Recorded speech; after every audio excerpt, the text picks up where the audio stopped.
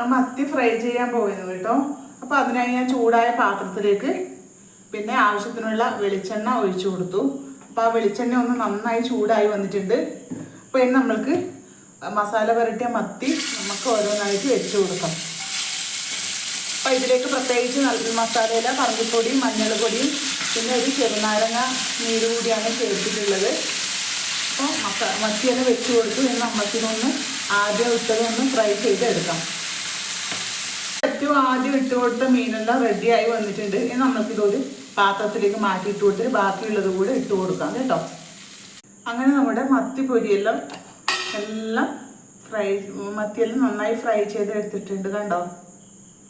കണ്ടില്ലേ? ഇതിലേക്ക് പിന്നെ മസാലപ്പൊടിയായിട്ട് ചേർത്തത് പന്നിപ്പൊടിയും മഞ്ഞൾപ്പൊടിയും പിന്നെ ഇച്ചിരി കുരുമുളക് പൊടിയും കൂടെ ചേർത്തിട്ടുണ്ടായിരുന്നു കേട്ടോ. അതിൽ കുറച്ച് പിന്നെ അരമുറി ചെറുനാരങ്ങയുടെ നീര് കൂടി ചേർത്തിട്ടുണ്ടായിരുന്നു കേട്ടോ.